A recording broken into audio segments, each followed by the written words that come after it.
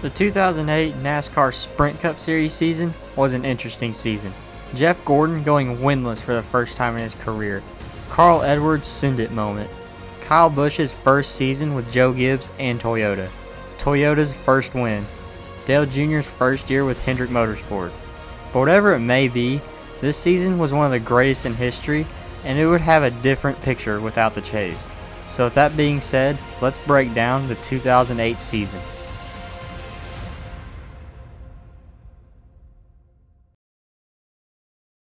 To open the season, Roger Penske and Ryan Newman would win their first Daytona 500. Carl Edwards would go back-to-back, winning at Auto Club and Las Vegas. The next week, Kyle Busch would win Toyota's first race at Atlanta, while Jeff Burton would win the race at Bristol, and Denny Hamlin would win the sixth race of the season at Martinsville. And after those first 6 races, Jeff Burton would lead the points by just 39 points over RCR teammate Kevin Harvick, and the top 8 drivers would all be within striking distance of each other.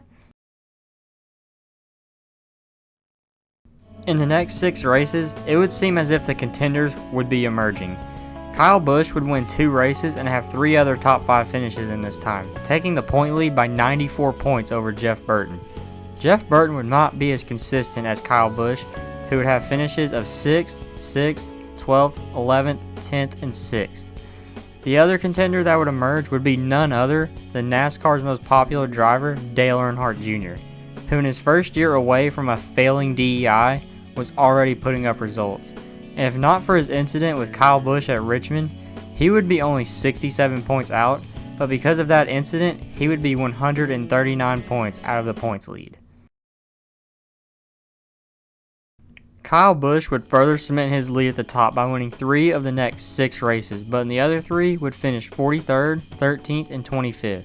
Even with these inconsistencies, he would extend his point lead because Dale Jr. would have his own problems in this time, with finishes of 35th at Dover and 24th at New Hampshire.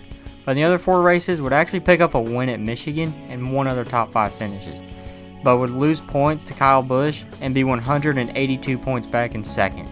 Jeff Burton in this time would continue to fall out of contention, but at Daytona, his season would come crashing down. I think the 20 car caused that, and I'm sorry, but I think the 20 car got sideways, and these guys were just trying to avoid it. Oh, another wreck for Jeff Burton. Again, he's second in the championship standings. Casey Mears is in it in the 5 car. Wow. But we just see it all the time at this race. As soon as we get close to the end of the race, it's just like caution after caution after caution. This crash would make him slip to 3rd in the standings, now over 200 points off of the point lead, and he would not come close to getting back into contention for the rest of the season. In the next 6 races, Kyle Busch would grow his lead over second place, with 2 wins at Chicagoland and Watkins Glen, and with finishes of 15th, 36th, and a couple of second place finishes, he would remain at the top of the table. But in this time frame, a new contender would emerge. That contender being Carl Edwards. So far, so good for Carl. Into the tunnel turn. And Carl is back in the throttle because... This is the last lap, right? There'll be checkered flag this time. Bye, bud.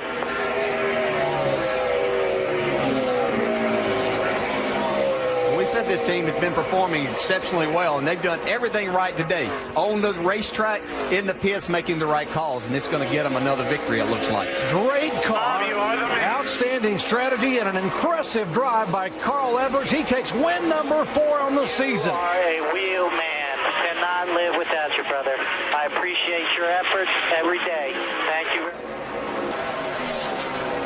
And these have been the 2 best cars pretty much most of the day. Dale Jr. was fast at the beginning, but for the last half of the race, these have been the 2 best cars.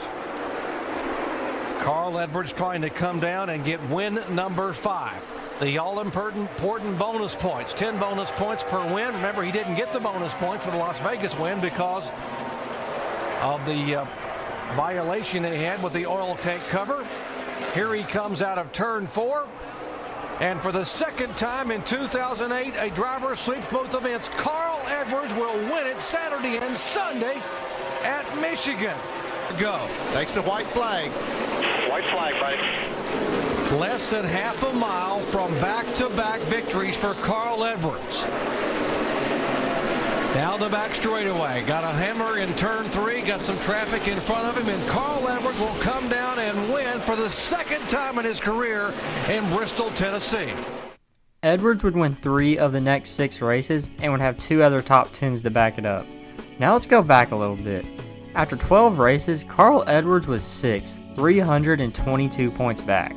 But over the next 12 races, he would chip away at the lead and now only be 212 points back in 2nd place. Now you may be asking, what happened to Dale Jr.? In these 6 races, he would not score a single top 10 finish and would fall to 3rd, 416 points out of the point lead. It would now take a miracle with 12 races to go if anyone were to beat Kyle Busch. A miracle is exactly what would happen because Kyle Busch's season would fall apart. And for this guy, obviously a lot of repairs to that front sway bar, whatever is broken. Well, the first thing they have to do is diagnose the problem before they can fix it. They've got a couple of ideas and where they might think that this problem is, and they've got to quickly dissect that and get something in place to repair it.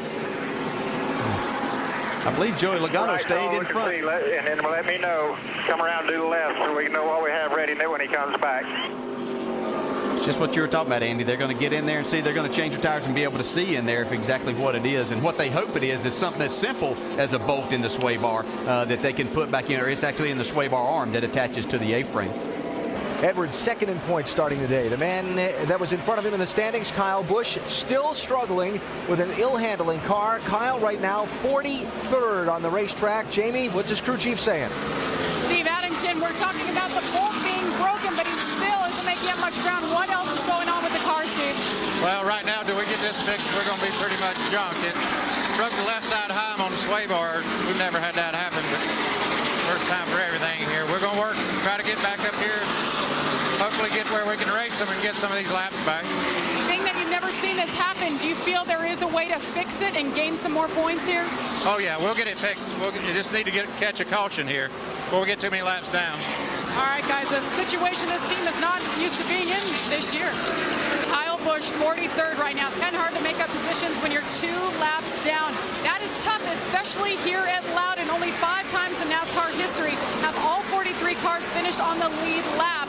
And right now, if he's sitting 43rd, no other cars drop out, guys, that's exactly where he's going to finish. Here's what happened. Well, he's been trying to do this by himself all day with the problems that he's had, and finally the car just got away from him. There's a lot of smoke there. Everything's fine right here. You can see he's down in the grass, no damage. Going to drive around here now and get some tires, try to fix this bolt, and then bam. Yeah, he and the 6 car had contact before Jamie went spinning. And the 18 car, Kyle Busch, you heard him saying that coming apart, and obviously smoke billowing out now from the exhaust. Yeah, they got a real problem here that's not going to get better. It's just going to get worse. In this time, Kyle Busch would have 5 finishes outside the top 10 and would have 3 outside the top 25. And with all of this bad luck, he would fall to 3rd, 82 points outside new points leader Carl Edwards, who in this time would have finishes of 6th, 13th, 3rd, 2nd, and 29th. But now you may be asking, who is this mystery man in 2nd? Well, it would be none other than Jimmie Johnson. His 2nd annual golf tournament to raise money, $500,000 for the Habitat for Humanity to build homes for people who didn't have them. They handed the keys, he and wife Shandy, to a young single mom who had 3 children who didn't have a place to live. But tonight, at this racetrack, it was time for Jimmie Johnson to take back the lead point as the top contender for the 2008 Chase Championship. Jimmie Johnson takes the win. He dominates at California a week ago. He won both events at Richmond in 2007, was disappointed about what happened here in May. But on a Sunday afternoon in September, Jimmie Johnson comes down and wins it at Richmond. Half a lap away from the checkered flag. And what's Jimmie Johnson do here? He goes to that high side. Carl Edwards is going to go to the bottom. There we go. Oh, drove right by him with a car stick. Here comes Jimmie Johnson. He's in the wall. Can he get it off the wall? We're back inside now. Oh, wow. Carl Edwards trying to hang on. Here comes Jimmie Johnson down, and Johnson will take the win. Wow. Woo! How good is that? Wow. That's a finish right there, boys. Johnson would win 3 of the next 6 races and have finishes of 2nd, 5th, and 9th in the other 3, and would vault up to 2nd, just 13 points outside the point lead. Now with 6 races to go, it would be a 3-horse race for the championship. Edwards and Busch both seeking their first title, Johnson in this timeline looking for his 2nd championship in 3 years. It could not get any closer than this. With it clearly being a 3-horse race for the title, these 3 would put everything on the line. At Charlotte, Edwards would have a very unfortunate turn of events. He would have a vibration and go a lap down, and his day would go from bad to worse because he had to come back down pit road. And even after that, his day got even worse. His car would not ignite and cause him to go 17 laps down and finish 33rd. This would cost him the point lead. Meanwhile, Johnson would have a solid day running in the top 10 all night long and would come home 6th, while Kyle Busch would have an impressive recovery drive after a speeding penalty and would finish 4th. After this race, Johnson would be the leader by 64 points over Kyle Busch and 83 points over Edwards. The next week at Martinsville, Jimmie Johnson would dominate and win, while Carl Edwards would come home 3rd, having a solid day. Meanwhile, the same could not be said for Kyle Busch. Trouble on the racetrack, the 18 in the wall. Kyle Busch, the 77. Sam Hornish also up there. The 70 stop. Tony Raines behind the 18. It was really kind of weird. The 18 car was up against the wall, and then all of a sudden you see 2 other cars get. He would get caught up in an accident, making him go 3 laps down and would come home 29th. After the race, Johnson would grow his advantage to 113 points over Carl Edwards and 183 points to Kyle Busch, who at this point would be out of contention and would now make it a 2-horse race for the title. At Atlanta, Carl Edwards would dominate and win, with Johnson finishing not too far behind in 2nd, and would shrink the gap to 98 points. At Texas, Carl Edwards would win again, while Johnson would have a rough day finishing 15th, and would close the gap to just 21 points with 2 races to go. At the penultimate race of the season in Phoenix, Jimmie Johnson would dominate and win, while Edwards would finish 4th, and grow the gap to 56 points going into the finale. This was truly a great championship battle all the way to the end. All Johnson had to do at Homestead was finish the race in 8th, and he would have his 2nd championship. Johnson would be looking for his 2nd title, while Carl Edwards was still seeking that 1st championship. Carl Edwards would qualify in 4th and Johnson in 30th. Already not a good start for Johnson. On lap 13, Edwards would grab the lead from teammate Matt Kenseth, and after this would go on to dominate, while Jimmie Johnson would run outside the top 10 for a lot of the day, and would then need something to try and beat Edwards, and that something would come on lap 200.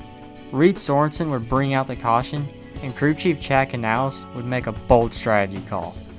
He would pit him for 2 tires to get him to the lead and lead a lap and collect those 5 bonus points, while Edwards would come out in 3rd. Johnson would lead the field to a restart with 64 laps to go, but would quickly follow the lead due to having only 2 fresh tires. The caution would come out again 3 laps later due to Kurt Busch getting in the wall, and with this caution, everyone would start to wonder about maybe stretching the fuel to the end of the race. The race would get back going with 56 laps to go, and Johnson restarting in 2nd would put up a decent fight even on old tires. Edwards would not pass Johnson until 40 laps to go, and it was also around this time where Edwards crew chief Bob Osborne was starting to talk about fuel mileage.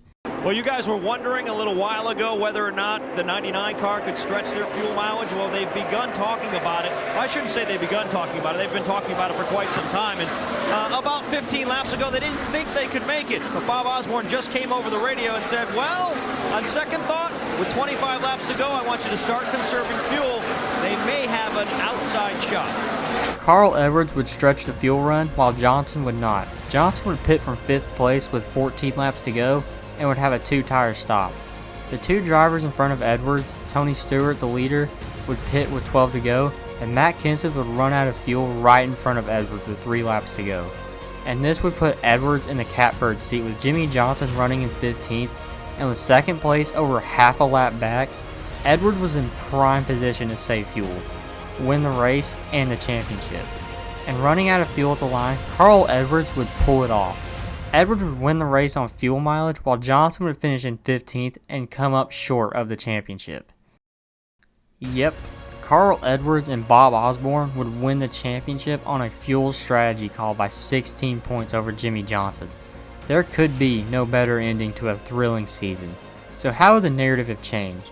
At one point, it would seem as if it were Kyle Busch's championship to lose, but his season would fall apart and give Jimmie Johnson and Carl Edwards the opportunity to duel it out for the title. And this battle would truly go down to the last lap. Carl Edwards would claim his first championship, and Jimmie Johnson would lose his third straight. But it would still be an impressive season. Well, that'll do it for today, guys. Thank you so much for watching, and I will see you next week for 2009.